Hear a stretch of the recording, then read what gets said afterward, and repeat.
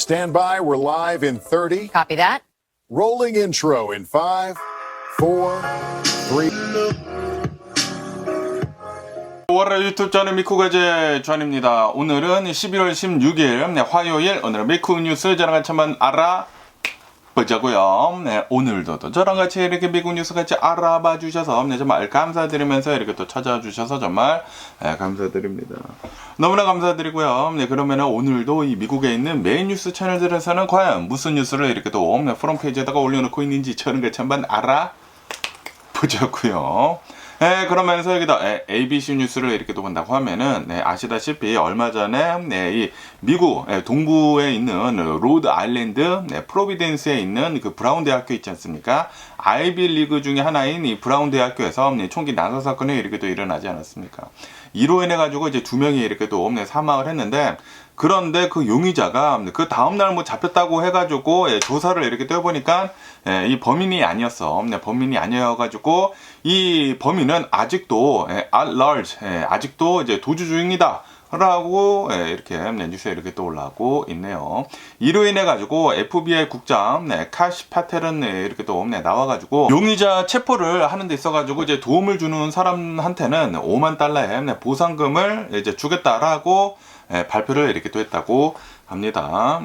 그런데 이 용의자의 아이덴티티를 아직도 정확하게 밝히지 못했다라고 한다고 하네요. 왜냐하면은 이 사진밖에 없다고요. 복면을 쓰고 있는 좀 이제 뚱땡이 같은 요 사람만 이 사진만 이렇게 또 있다라고 한다고 하네요. 그렇기 때문에 이 사람에 대해 가지고 아는 사람이 있다고 하면은 정보를 좀 달라. 정보를 주면은 $50,000의 보상금을 주겠다라고 한다고 하네요.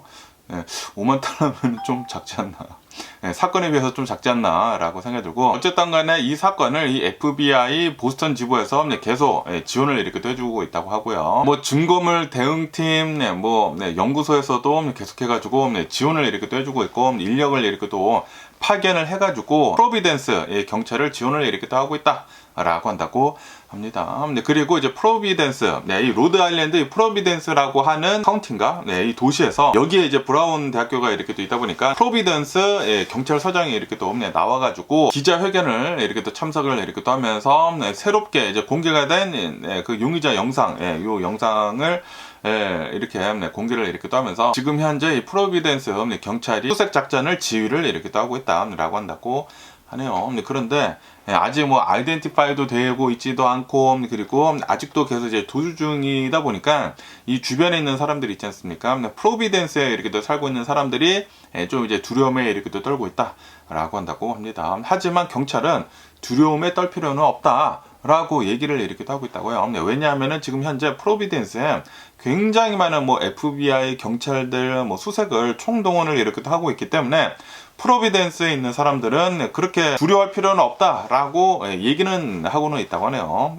아마도 범인이라고 하면은 이런 총격 사건을 총기 난사를 이렇게 또 하면은 벌써 멀리 도망가지 않았을까라고 저도 이렇게 생각이 드는데, 그런데 아직까지 이제 못 잡았다고 하면은 이게 못 잡는 그런 기간이 늘어나면은 이 잡을 수 있는 그런 골든 타임이라는 게 있지 않습니까? 더 이제 늘어난다고 하면은 이 영혼이 못 잡을 수도 있는 게 아닌가 라는 그런 생각이 들기도 하네요. 어쨌든 빨리 좀 이 범인 잡혀가지고 이 정의의 심판을 빨리 좀 받았으면 하는 그런 바람이 있고요. 그러면서 여기다 AP통신을 이렇게 또 본다고 하면은 이 우크라이나 종전에 대한 뉴스가 이렇게 또 올라왔고 있는데요. 지금 이 우크라이나 젤렌스키 대통령이랑 그리고 이제 미국이랑 협상을 계속 이렇게 또 하고 있다고 합니다. 미국이 협상을 이제 제안을 이렇게 또 하고 있는데 매우 실현 가능하다라고 얘기를 이렇게 또 하면서 젤렌스키 대통령이 그렇게 얘기를 하면서 며칠 내로 최종 확정을 할 수가 있다라고 그렇게 얘기를 했다고 합니다. 그 다음에 이제 미국의 특사가 이 러시아에 이렇게 또 전달을 할 예정이다라고 한다고 합니다.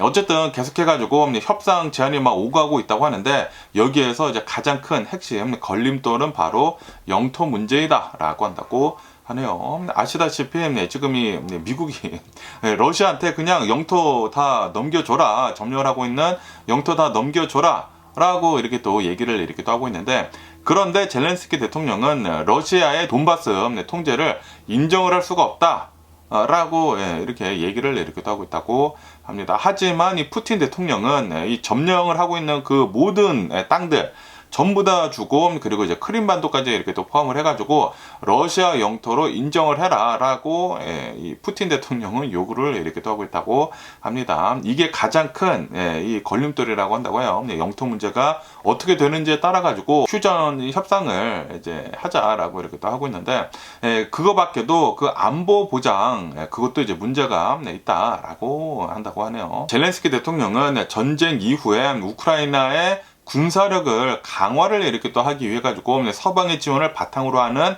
강력한 안보 보장을 이렇게 또 원해 가지고 그 합의에 거의 도달을 했다라고 그렇게 얘기를 이렇게 또 하고 있다고 합니다.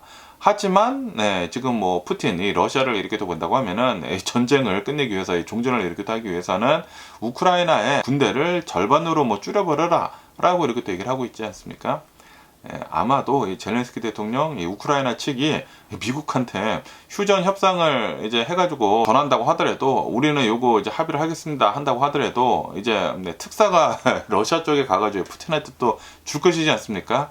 이거 우리 못하겠는데 라고 얘기가 나오지 않을까 생각이 들고요. 그러면서 이제 러시아에서는 이렇게 얘기를 하고 있다고 하네요. 크렘린궁 대변인은 나와가지고 우크라이나가 전쟁 준비 시간을 벌기 위해 가지고 일시적인 그런 휴전을 우리가 원하는 것은 아니다. 포괄적인 평화 협정을 원한다. 라고 러시아에서는 강조를 이렇게 또 하고 있다고 하네요. 이거는 러시아가 너네가 원하는 거 아닌가? 그냥 대강 이 빼앗은 땅들 이제 다 갖고 좀 이제 정비를 한 다음에 또 다른 땅들을 이제 빼앗기 위해 가지고 우크라이나 말고 또 다른 데에서 전쟁을 일으키려고 하는 러시아가 그렇게 하지 않을까라고 저는 생각이 이렇게 또 드는데, 어쨌든 간에 이 젤렌스키 대통령은 독일 베를린에서 얼마 전에 이제 회담을 이렇게 또 했다고 하거든요. 미국하고 유럽하고 우크라이나가 회담을 이렇게 또 하면서 우리가 우리의 단계를 이렇게 또 보여줬다, 우리 서방 세계 단계를 이렇게 또 보여줬다라고 하면서 협상 진전에 대해서 이제 낙관적인 그런 태도를 이렇게 또 보였다고 하네요. 그러면서 이 협상이 제대로 안 된다고 하더라도 서방에서는 우리한테 좀 잘 좀 무기 같은 거 지원을 좀 해달라라고 얘기를 이렇게 또 하고 있다고 하네요. 그리고 이제 러시아에 대한 제재를 계속해가지고 강화를 이렇게 또 해달라, 유럽하고 미국한테 그렇게 젤렌스키 대통령은 얘기를 하고 있다고 하네요. 어쨌든 뭐 내년쯤에 우크라이나 전쟁이 끝날 수도 있지 않을까라고 이렇게 또 생각이 드는데, 과연 어떻게 될는지 계속해가지고 뉴스를 지켜보면 좋을 것 같습니다. 그러면서 여기다 NPR 뉴스를 이렇게 또 본다고 하면은 트럼프 대통령이 BBC 있지 않습니까? 영국 방송국의 이제 BBC에다가 10 빌리언 달러, 100억 달러의 소송을 이렇게 또 했다라는 그런 뉴스가 이렇게 또 올라오고 있네요. 손해배상 청구를 하는 소송을 이렇게 또 했다고 하는데, 혐의는 바로 명예훼손 그리고 기만적이고 불공정한 거래 관행이다 라고 한다고 합니다. 그러면서 어떠한 것들이 이제 트럼프 대통령한테 이 명예훼손을 이렇게 또 했는지 하고 이렇게 또 본다고 하면은, 트럼프 대통령이 2021년도 1월 6일 그때 의사당 난입 사건 때 연설을 이렇게 또 했거든요. 연설을 이렇게 또 했는데, 그 연설의 두 부분을 짜집기 했다. 연설을 이제 편집을 이렇게 또 해가지고 트럼프 대통령 지지자들한테 꼭 지옥처럼 싸우라, fight like hell이라고 그렇게 얘기를 하는 것처럼, 폭력을 선동을 하는 것처럼 보이게 고의적으로 영상을 편집을 했다 라고 주장을 이렇게 또 했다고 하네요. 그러면서 트럼프 대통령은 평화롭게 시위를 해라 라고 얘기를 했는데, 그 얘기를 한 거를 자르고 트럼프 대통령은 지지자들한테 fight like hell이라고만 얘기를 한 것처럼 영상을 편집을 했다라는 그런 소리죠. 그렇기 때문에 이거는 명예훼손이다 라는 그런 소리죠.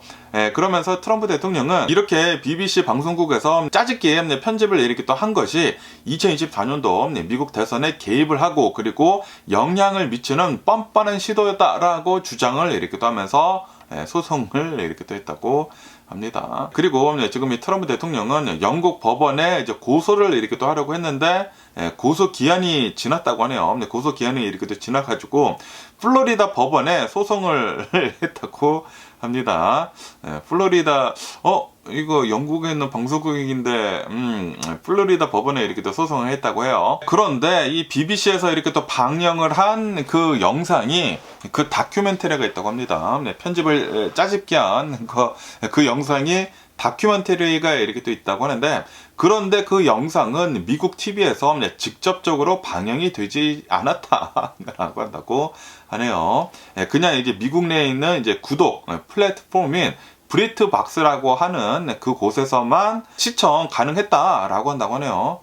그래서 이게 소송감이 되나라고 이렇게 또 생각이 드는데, 어쨌든 간에 이제 BBC의 대응은 이렇게 하고 있다고 합니다. BBC는 그것에 대해 가지고 짜집기 편집을 한 것에 대해 가지고 미안하다라고 사과를 이렇게 됐다고 하네요. 그리고 최고 경영진이 사임을 하는 등 책임을 졌다. 책임을 지면서 명예훼손 혐의에 대해서는 부인을 이렇게 또 하고 있다라고 한다고 하네요. 그리고 이제 BBC에서는 트럼프 대통령의 소송에 대해 가지고 변호를 할 준비가 되어 있다라고 밝혔다고 합니다.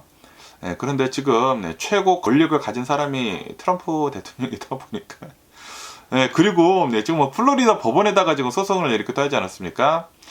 모르겠습니다. 소송에서 이긴다고 하더라도, 아니 BBC는 영국에 있는 그런 회사이지 않나? 그리고 그 방송이 미국에서 방송이 된 것도 아니라고 해요. 직접적으로 미국 TV에 직접적으로 방영이 되는 것도 아니고, 그냥 뭐 케이블 TV, 구독 플랫폼 거기에서만 시청이 선택적으로 원하는 사람들만 시청을 가능하기 때문에 이게 소송이 될지는 모르겠습니다.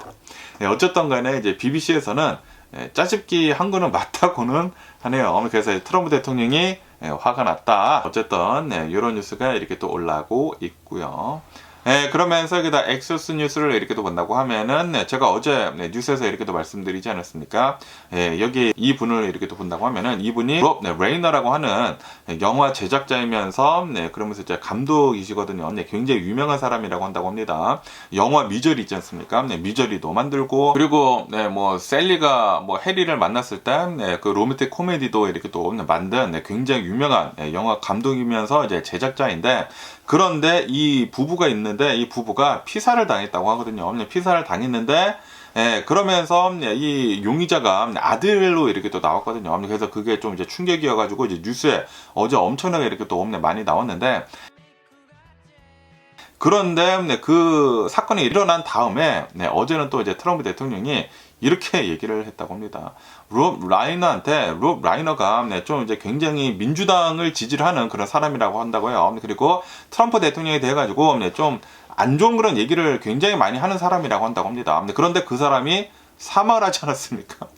사망을 이렇게 또 하다 보니까 트럼프 대통령이 비꼬는 듯하게 이렇게 또 얘기를 했다고 합니다. 트럼프 디레인지먼트 신드롬 같은 거를 이렇게 또 가지고 있는 그런 사람이 분노 조절을 잘 못하는 그런 사람이기 때문에 이러한 결과를 냈다.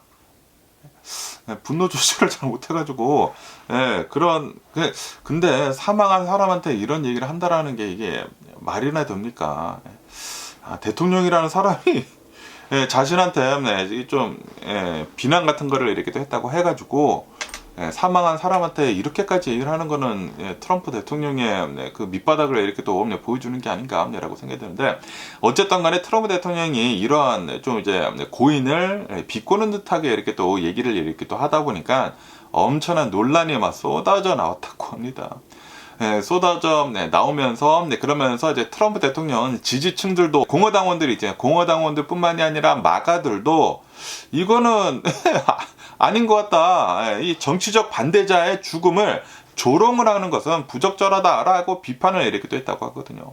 그리고 이제 테일러 그린 트럼프 대통령이랑 한참 친했다가 이제 떨어진 테일러 그린 그 여성 의원도 나와가지고, 아니 이거 정치적 반대자의 죽음을 이렇게 조롱을 하는 게 이게 말이나 되느냐라고 하면서 내부 비판도 엄청나게 이렇게 또 나오고 있다고 합니다. 뭐 당연히 민주당에서도 트럼프 대통령이 비판을 이렇게 또 하는데, 지금 뭐 내부적으로도 트럼프 대통령이 제정신이냐라고 얘기를 이렇게 또 하고 있다라는 그런 소리죠. 그런데 트럼프 대통령이 오늘은 또 이런 뉴스가 이렇게 또 나오고 있는데, 더블다운을 했다.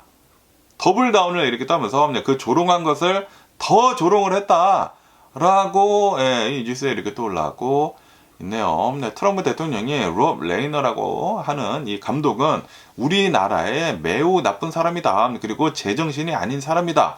라고 또다시 비난을 했다. 라고 한다고 하네요. 초기 발언을 이렇게 한 것에 대해 가지고 공화당에서도 비판이 이렇게 또 나왔는데 자신의 입장을 굽히지 않고 라이너 감독한테 또 우리나라한테 나쁜 사람이고 제정신이 아니다 라고 또 얘기를 이렇게 했다라는 그런 소리지. 이 롭 라이너 이 감독은 트럼프 대통령한테 좀 이제 반 트럼프적인 그런 활동을 이제 많이 이렇게 했다고 하거든요. 그러면서 이제 트럼프 대통령은 반 트럼프의 활동을 이렇게 하다 보니까 경영 면에서도 자신한테 이제 스스로 해를 끼쳤다라고 주장을 이렇게 했다고 합니다. 나한테 반대되는 그런 입장을 가진 사람들은 다 나쁘다라고 이렇게 얘기를 이렇게 또 하겠다라는 그런 소리죠. 역시 트럼프 대통령의 인성을 보여주는 그런 기사가 아니었나라고 생각이 듭니다. 아니 내부에서도 조차 이제 공화당에서도 조차 트럼프 대통령이 너무한데라고 얘기가 나오고 있는데 더블 다운을 했다. 오늘 또 다시 비난을 했다. 와, 이 트럼프 대통령이 쓰레기 같은 인성을 또 이렇게 또 보여준 게 아닌가라고 생각이 들고요.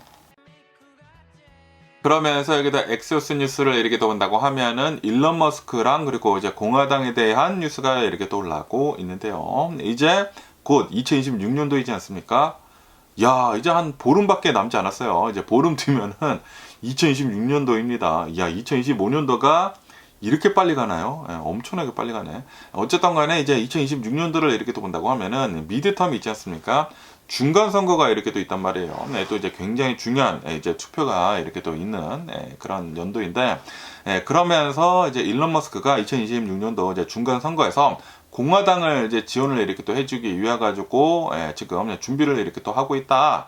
그리고 지금 거액의 자금을 지금 지원을 지금 시작을 이렇게 또 하고 있다. 라고 뉴스에 이렇게 또 올라오고 있네요.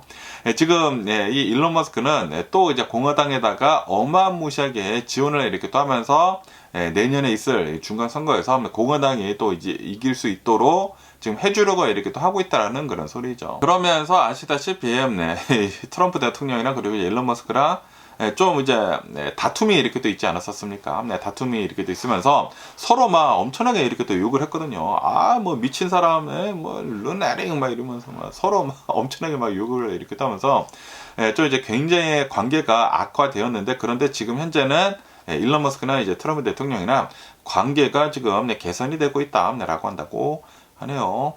그리고 어떻게 해가지고 이 일론 머스크나 트럼프 대통령이 이 관계가 이제 복원이 됐는지 하고 이렇게 또 본다고 하면은 지난달에 벤스 부통령이랑 그리고 이제 백악관 비서실장이랑 또 이제 만찬을 이렇게 또 했다고 하네요. 만찬을 이렇게 또 하면서 일론 머스크가 공화당에다가 이제 기부를 이렇게 또 하면서 또 이제 트럼프 대통령은 돈을 주는 사람을 엄청나게 좋아하지 않습니까?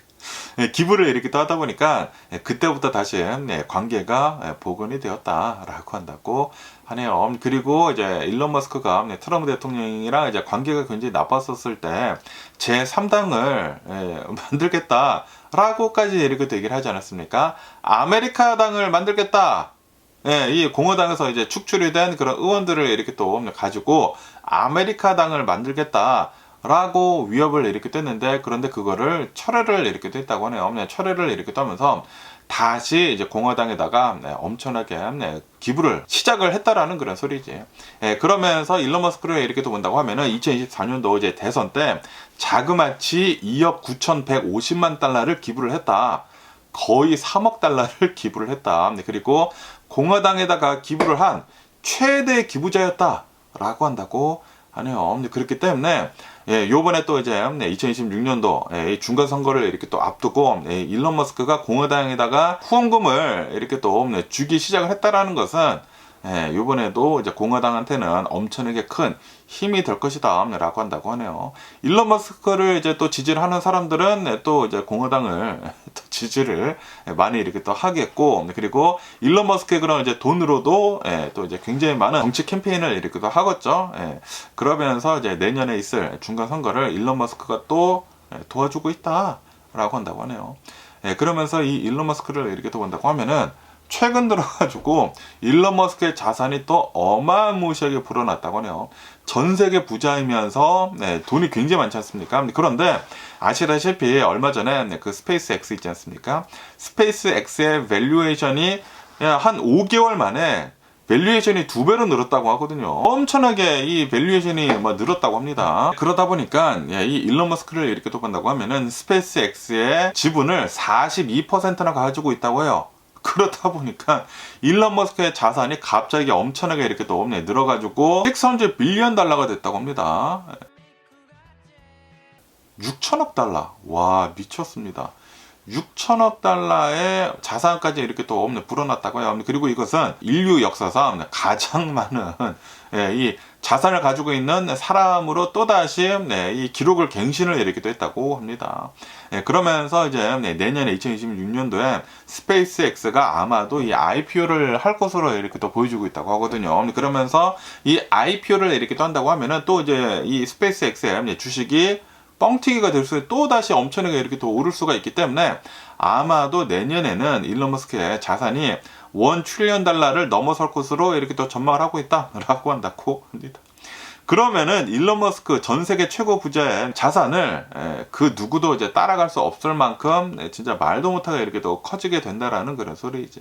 그러면은 또 이제 역사적으로 이렇게 또 남는다라는 그런 소리지. 인류 역사상 어떻게 해가지고 한 사람이 이렇게 많은 자산을 이렇게 또 가질 수 있을까라고 이제 또 된다라는 그런 소리지. 어쨌든 간에 일론 머스크는 돈이 차고 넘치다 보니까 지금 자신의 지위를 이렇게 또 이용을 해가지고 자신의 돈을 이렇게 또 이용을 해가지고 공화당을 이렇게 또 본다고 하면 트럼프 대통령을 이렇게 또 본다고 하면은 부자들한테 좋은 그런 정책만 이렇게 또 내놓지 않습니까?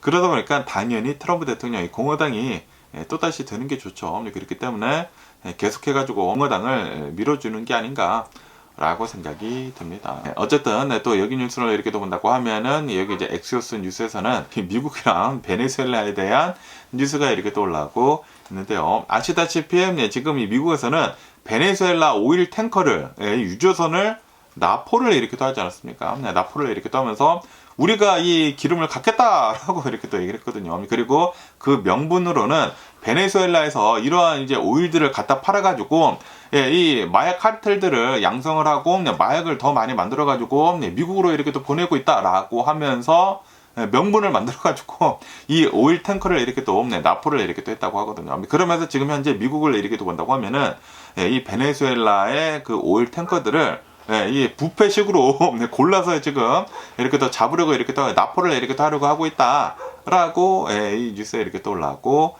있네요. 지금 이 미국에서는 첫 번째 이 오일 탱커를 납포를 이렇게 또 하지 않았습니까? 이 스피커라고 하는 이 오일 탱커를 이제 납포를 이렇게 또 했는데, 그런데 최대 18척의 이 오일 탱커를 납포를 이렇게 또 하려고 압류를 이렇게 또 하려고 준비를 이렇게 또 하고 있다라고 한다고 합니다. 만약에 이 모든 이 오일 탱커들이 미국 측에 납포가 된다고 하면은, 그러면은 이 마두로 정권의 주요 이제 수입원이 고갈이 될 것이다 라고 한다고 하네요.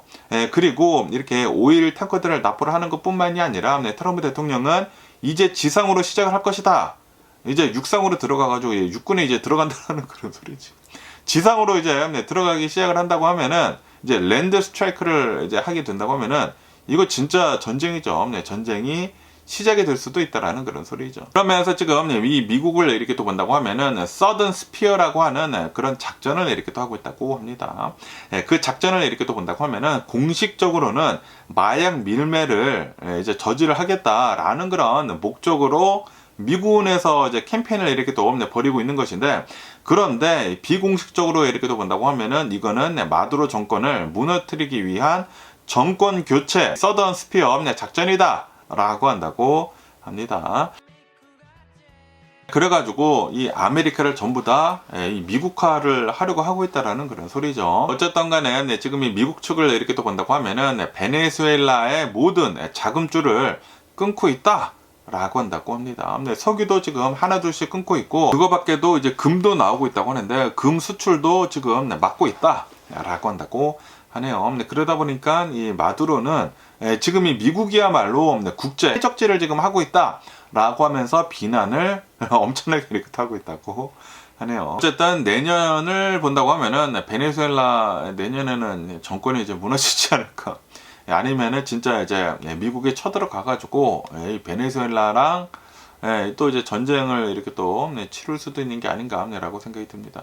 뭐 당연히 베네수엘라가 금방 무너지겠지만 어쨌든 미국이 트럼프 대통령으로 인해 가지고 너무나 깡패 짓을 이렇게 하다 보니까 나중에는 좀 후폭풍이 두렵기도 합니다. 그러면서 이게 BBC 뉴스를 이렇게 또 한다고 하면은 이 미군 측에서 또 베네수엘라에서 이제 나오고 있는 마약선들을 세척을 또 이제 공격을 이렇게 또 했다라고 뉴스에 이렇게 또 올라오고 있네요. 공격을 세척을 이렇게 또 함으로 해가지고 이 해군에서 또 세척에 고속정을 공격을 이렇게 또 해가지고 또 8명을 사살을 했다라고 한다고 합니다.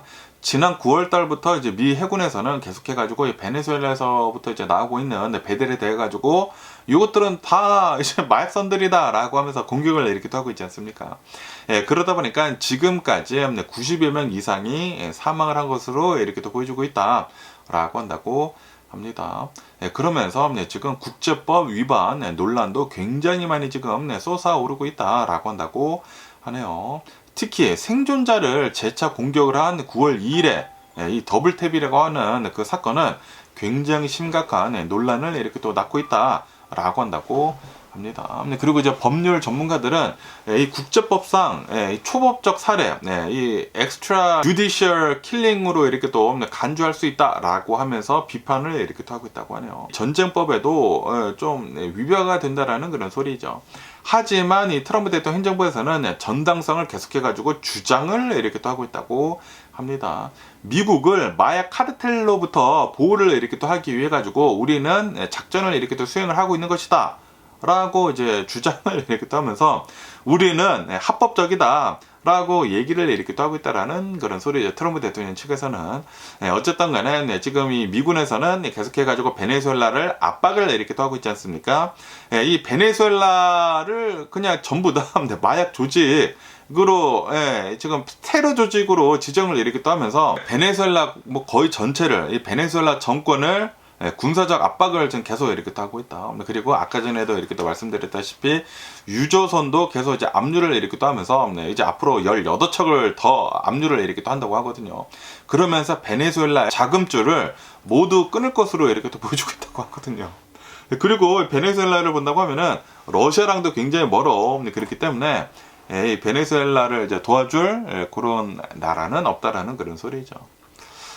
베네수엘라 내년에는 가지 않을까라고 이렇게 또 생각이 들고, 근데 베네수엘라 이 마두로도 완전히 덧도라이죠. 덧도라이 새끼이기 때문에 이 마두로 이 독재자 빨리 내려갔으면 하는 그런 바람이 있고요. 그러면서 이게 이 뉴스를 이렇게 또 본다고 하면 이제 중국에 대한 뉴스가 이렇게 또 올라오고 있는데요. 지금 이 중국에서는 부동산 있지 않습니까? 부동산 위기를 엄청나게 은폐를 계속 이렇게 또 하고 있다. 라고 이 뉴스에 이렇게 또 올라오고 있네요.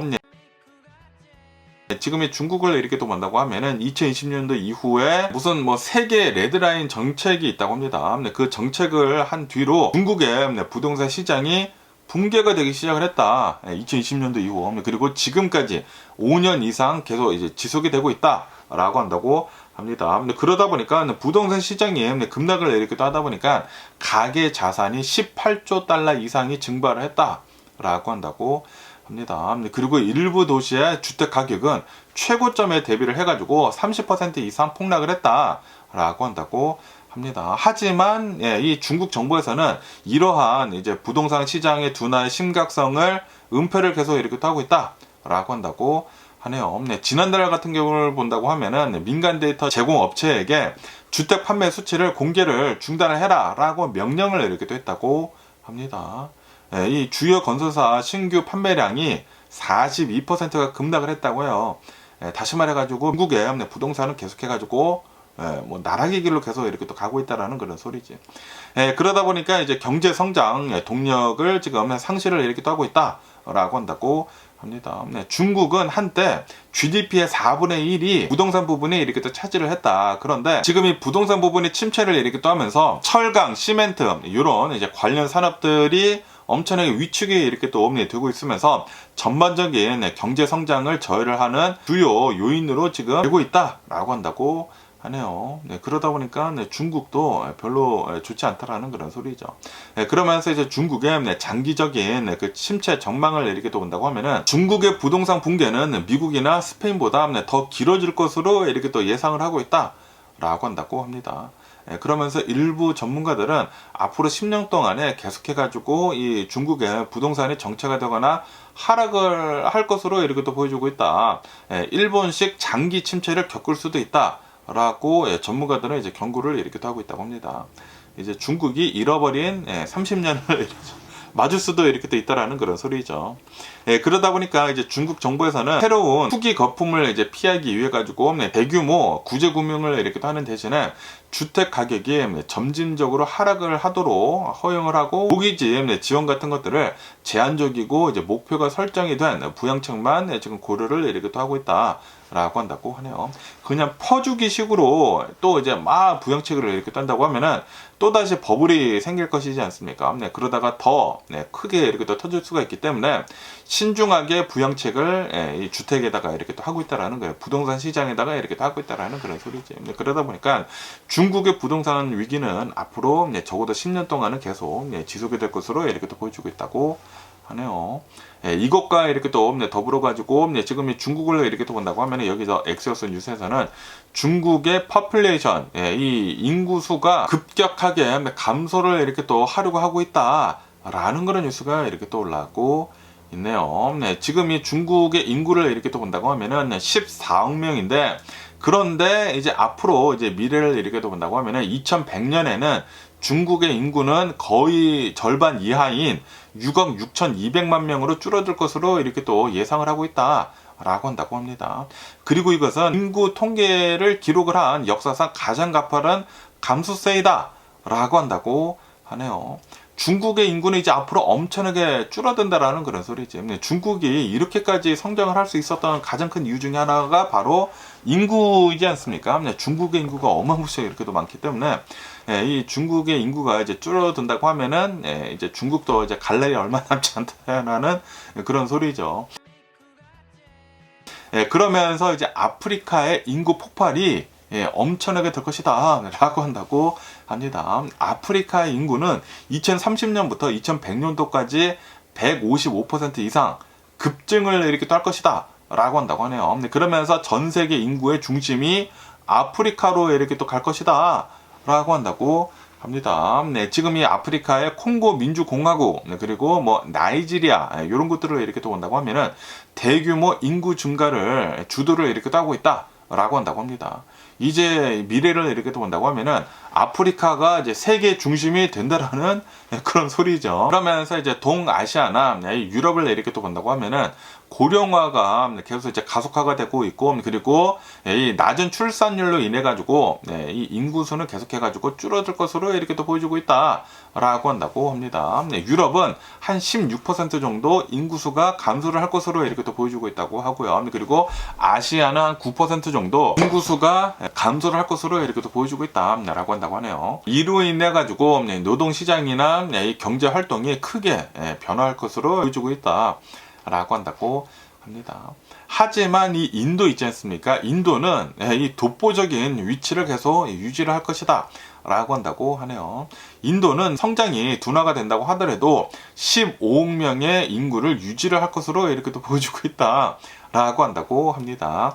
2100년까지 인구 규모 1위를 차지를 하는 유일한 국가가 될 것으로 이렇게 또 보여주고 있다 라고 한다고 하네요. 중국은 지금 14억 명에서 이제 계속 떨어져 가지고 절반 이하로 돼 가지고 6억 6천만 명을 2100년도에 지금 전망을 이렇게 또 하고 있다고 하는데, 그에 반해 가지고 인도는 15억 명을 계속 유지를 이렇게 또 한다는 그런 소리죠. 그러면서 이제 지정학적인 권력이 재편이 될 것으로 이렇게 또 보여주고 있다라고 한다고 합니다. 인구수가 급증이 예상이 되는 이제 아프리카를 이렇게 또 본다고 하면은 미래에 노동력이 엄청나게 이렇게 또 많아질 것이고, 이제 소비자가 또 굉장히 많아질 것이지 않습니까? 경제적 기회가 이 아프리카에 엄청나게 많이 있을 것이다 라고 한다고 하네요. 그에 반해 가지고 이제 유럽이나 이제 동아시아를 이렇게 또 본다고 하면은 고령화가 되고 그리고 인구수가 이렇게 또 줄어들다 보니까 출산율이 이제 낮아지다 보니까 군사력이 이제 약화가 될 것이고 그리고 이민자들을 유치를 하는 경쟁이 굉장히 심화될 것이다 라고 한다고 하네요. 예, 이 사람들이 이제 출산을 안 하다 보니까 이민자들을 이제 받아야 된다라는 그런 소리지. 이민자들을 받아가지고 우리나라에서 제발 좀 살아 주십시오 라고 한다라는 그런 소리죠.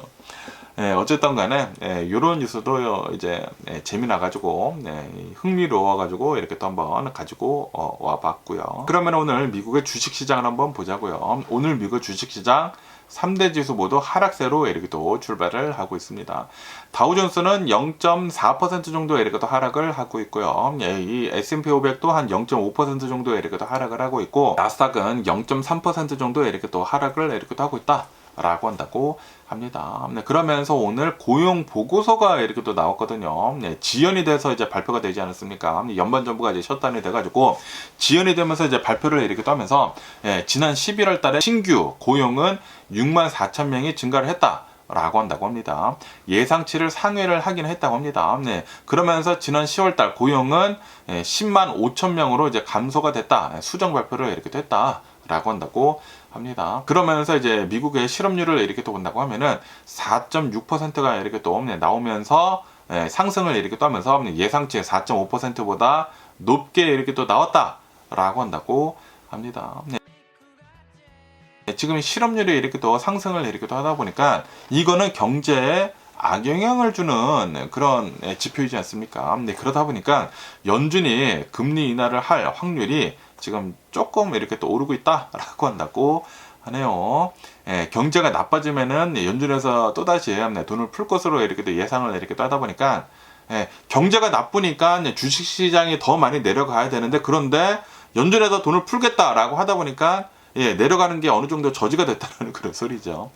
예, 어쨌든 이게 나쁜 뉴스가 좋은 뉴스가 될 수가 있고, 좋은 뉴스가 나쁜 뉴스가 될 수가 있고, 예, 그렇습니다. 예, 이렇게 지금 보여주고 있다고 하고, 그러면서 오늘 이제 많이 움직이고 있는 주식을 이렇게 또 본다고 하면은 이제 화이자의 주식이, 예, 많이 움직이고 있다고 합니다. 뭐 엄청나게 막 오르락 내리락 이렇게 한 것이 아니라 0.7% 정도 이렇게 또 하락을 이렇게 또 하고 있는데, 예, 이 화이자에서는 주당 순이익, 내년에 있을 주당 순이익 가이던스를 2불 80에서 3달러로 예상을 이렇게 또 했다라고 한다고 하네요. 그리고 이것은 예상치보다 낮은 것이다 라고 한다고 합니다. 실망스러운 실적 전망을 이제 발표를 이렇게 또 했다고 합니다. 왜냐하면은 이 화이자를 이렇게 또 본다고 하면은 투자를 굉장히 많이 했다고 합니다. 투자를 굉장히 많이 했는데 이 투자를 한 것을 다시 회수를 하기까지는 좀 이제 시간이 필요하다라고 얘기를 이렇게 또 하면서 주당 순이익은 좀 예상보다 이제 낮을 것이다라고 이렇게 또 하고 있다라는 그런 소리죠. 그래가지고 소폭 하락을 이렇게 또 하고 있다고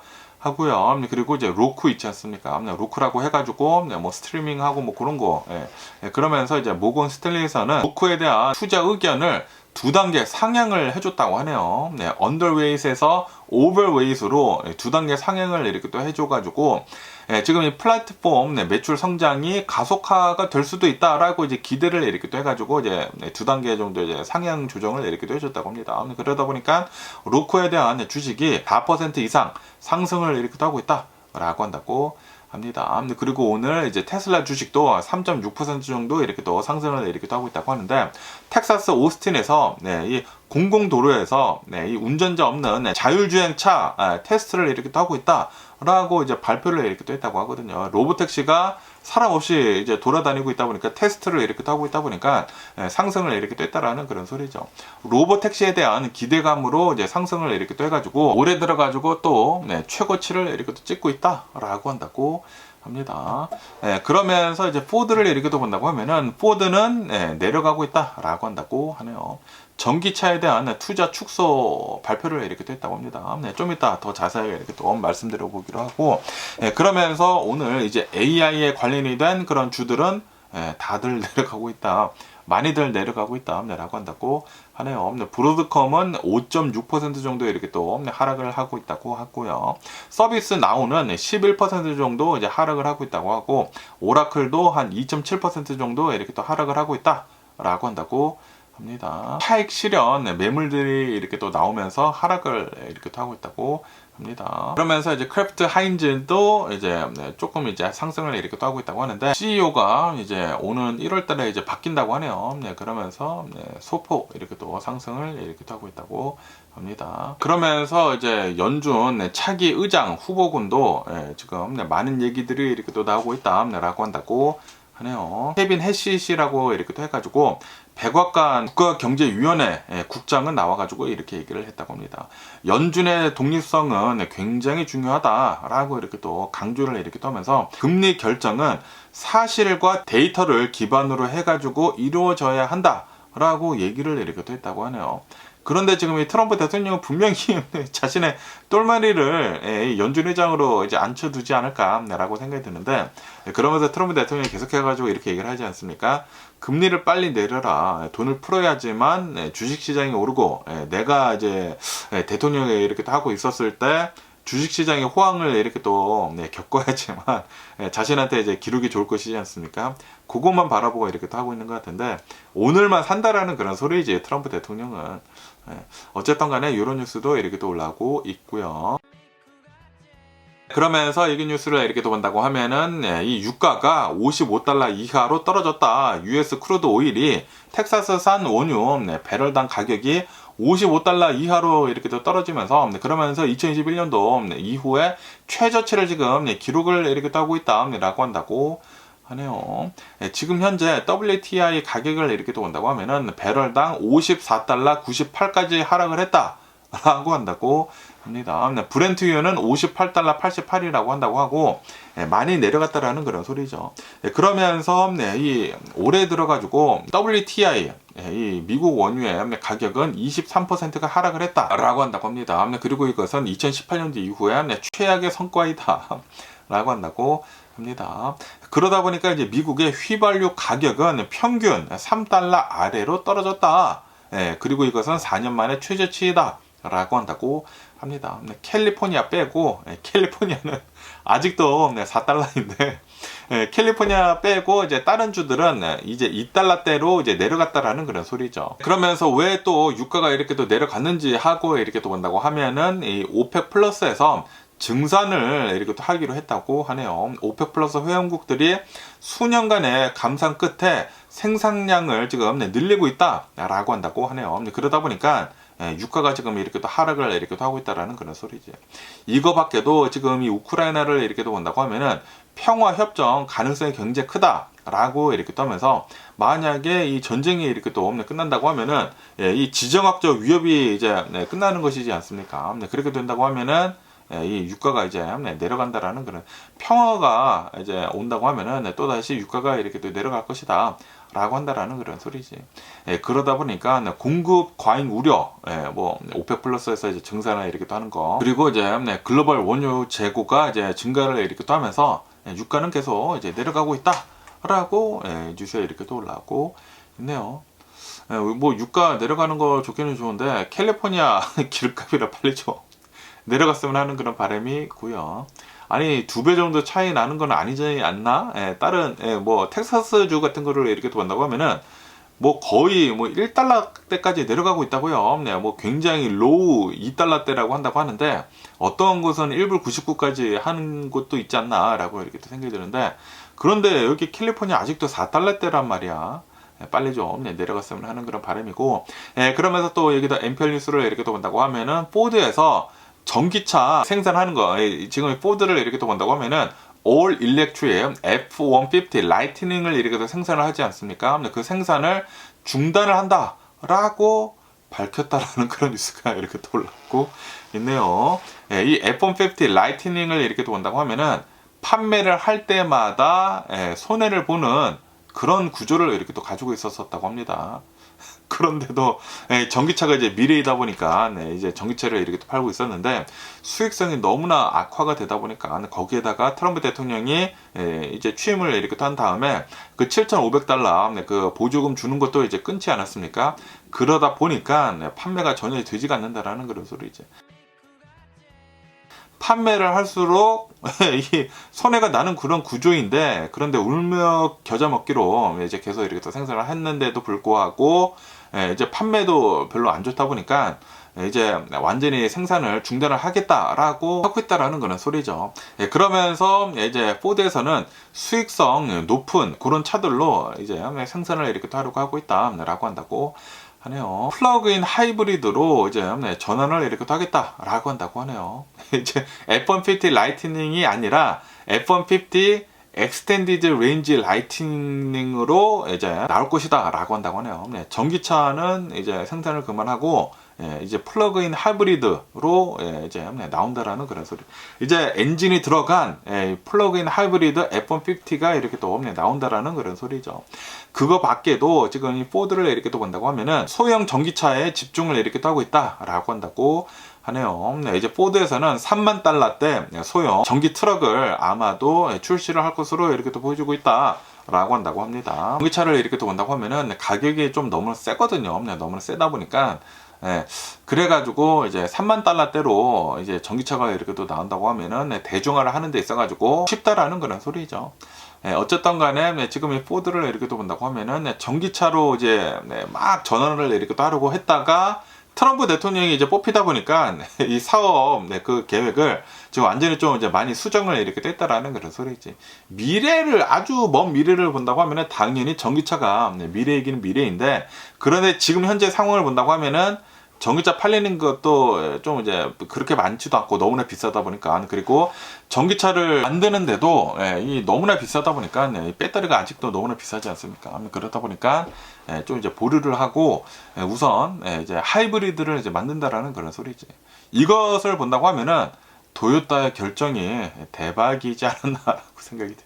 도요타는 그때 한참 코로나 바이러스 팬데믹 때 자동차 회사들에서 전부 다 막 전기차 이렇게 또 했었어요. 그 당시에 도요타에서는 꿋꿋이 하이브리드가 정답이다라고 얘기를 하면서 하이브리드, 뭐 플러그인 하이브리드 이렇게 계속 만들고 있었거든요. 전기차는 딱 한 대만 만들고 전혀 전기차 모델을 내놓고 있지 않았었습니다.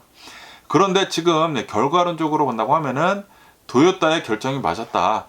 지금은 아직까지는 전기차로 완전히 전환을 하는 데는 아직은 아니다. 시기가 좀 너무나 이르기 때문에 포드에서도 이제 올 일렉트릭은 생산을 중단을 하고 이제 하이브리드를 만들겠다라고 이제 선을 이렇게 떤 것을 본다고 하면은, 야, 도요타가 역시 대박이네요. 그러면서 또 얘기 뉴스를 이렇게 또 본다고 하면은 올해 들어가지고 로보택시 있지 않습니까? 자율주행 택시가 올해 들어가지고 굉장히 중요한 그런 해였다라고 뉴스에 이렇게 또 올라오고 있네요. 그리고 이제 내년에도 계속 이제 발달을 이렇게 또 한다라는 그런 소리인데, 그러면서 이제 올해를 이렇게 또 본다고 하면은 이제 미국에서 웨이모가 시장 지배를 이렇게 또 하고 있다. 그리고 이제 본격적으로 이제 확장을 이렇게 또 하고 있다라고 한다고 합니다. 이 웨이모를 이렇게 또 본다고 하면은 구글이 가지고 있거든요. 알파벳, 구글이 이렇게 또 가지고 있는데, 웨이모는 올해 주간 유료 탑승 횟수가 45만 건을 돌파를 했다라고 한다고 합니다. 그러면서 이제 미국 내 시장에서 로보택시를 압도적으로 지금 주도를 이렇게 또 하고 있다. 라고 한다고 합니다. 그리고 이제 내년에는 런던을 포함을 해가지고 미국이나 해외에 있는 수많은 도시들의 26개 시장으로 이 서비스를 이제 확장을 이렇게 또 할 계획을 이렇게 또 가지고 있다라고 한다고 합니다. 그러면서 이렇게 웨이모뿐만이 아니라 중국의 경쟁사도 이제 빠르게 이 추격을 이렇게 또 하고 있다라고 한다고 하네요. 중국의 바이두에 이 아폴로 고라고 하는 웨이모 같은 게 있다고 합니다. 이 아폴로 고도 주간 무인 운영 횟수가 25만 건을 초과를 이렇게 됐다라고 하면서 이제 웨이모를 빠르게 따라잡고 있다라고 한다고 합니다. 아폴로 고도 이제 중국 내 여러 도시뿐만이 아니라 해외에도 뭐 유럽에 있는 뭐 몇몇 도시들, 그리고 유나이티드 아랍 에미리트 있지 않습니까? 이런 곳에 이제 진출을 이렇게 또 하려고 하고 있다. 그러면서 이제 웨이모의 경쟁자로 부상을 하고 있다라고 한다고 합니다. 그러면서 이제 구글의 이 웨이모뿐만이 아니라 이 아마존의 죽스라고 하는 로보택시가 있거든요. 그 죽스가 올해 들어서는 이제 라스베가스에서 이제 무료로 이제 운행을 이렇게 또 했는데, 그러면서 이제 라스베가스뿐만이 아니라 이제 샌프란시스코에서도 이제 무료로 이제 운영을 이렇게 또 하면서 내년에는 규제 승인이 된다고 하면은 유료 서비스로 이제 전환을 하는 것을 이제 목표로 두고 있다라고 한다고 하네요. 아마존에서도 이제 죽스라고 이렇게 또 해가지고 로보택시를 이제 운영을 이렇게 또 하려고 하고 있다라는 그런 소리죠.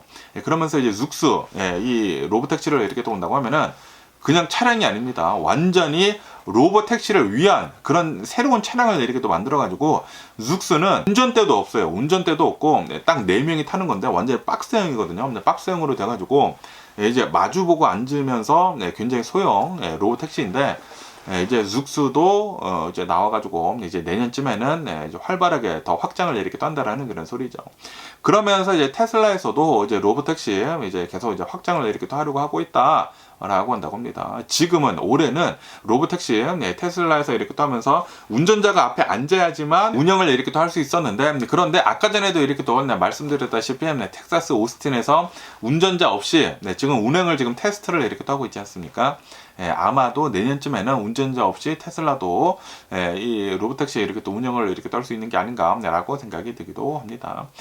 그러면서 이제 설문조사를 이렇게 또 해봤다고 합니다. 설문조사를 이렇게 또 해보니까 미국에서 미국 운전자들의 66% 정도는 아직도 이 로봇택시 타는 것에 대해 가지고 두렵다. 라고 이렇게 얘기가 나왔다고 합니다. 그리고 이제 로봇택시 요금을 이렇게 또 본다고 하면은 지금까지는 우버나 리프트보다 조금 더 비싸다. 라고 한다고 하네요. 이제 나중에 뭐 웨이모나 뭐 zus, 뭐 테슬라 로봇택시 이런 이제 로봇택시들이 엄청나게 활발하게 이제 퍼지게 된다고 하면 그때부터는 이제 많이 이렇게 내려가지 않을까. 그리고 이제 나중에는 우버나 리프트도 이런 로봇택시 당연히 해야 하지 않을까라고 이렇게 생각이 들면서 나중에는 사람들이 운전하지 않는 사람들이 운전하는 그런 택시는 이제 조만간 사라지지 않을까. 라고 이렇게 또 생각이 들고요. 그러면서 이제 마지막으로 이제 파워볼에 대한 뉴스가 이렇게 또 올라오고 있는데요. 파워볼이 어제도 당첨자가 나오지 않았다. 라고 한다고 합니다. 제가 어저께인가 엊그저께 이제 뉴스에서 이렇게 또 말씀드리지 않았습니까? 파워볼의 당첨금이 $1 빌리언 넘어섰다. 라고 이렇게 또 말씀드렸는데, 그런데 어제도 이제 당첨자가 이렇게 또 나오지 않다 보니까 이 당첨금이 $1.25 빌리언 됐다. 라고 한다고 합니다. 12억 5천만 달러로 불어났다 라는 그런 소리죠. 한국 돈으로 한다고 하면은 1조 5천억 원? 그 정도 되는 것 같습니다. 미친 게 아닌가 라고 생각이 들고, 이게 9월 6일부터 지금까지 잭팟 당첨자가 나오지 않았다. 42회 연속 롤오버가 됐다 라고 한다고 하네요. 와, 장난이 아닙니다. 엄청나게 이 당첨자가 안 나왔다. 거의 3달 동안 당첨자가 이렇게 또 안 나오다 보니까 당첨금이 엄청나게 이렇게 또 쌓였다라는 그런 소리죠. 그러다 보니까 지금 굉장히 많은 사람들이 파워볼을 지금 이렇게 또 사려고 하고 있다라고 한다고 하네요.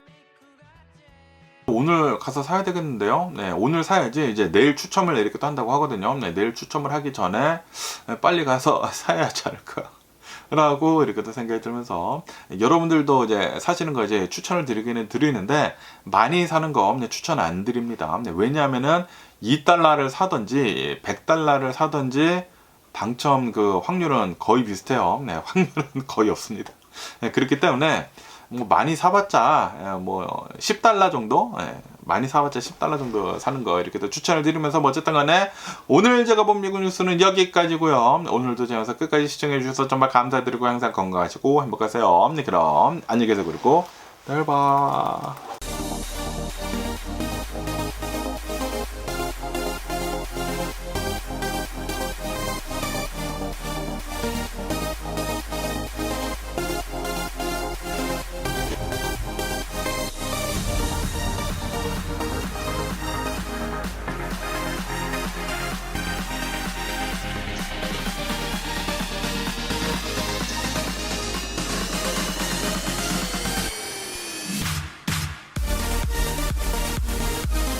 Missing someone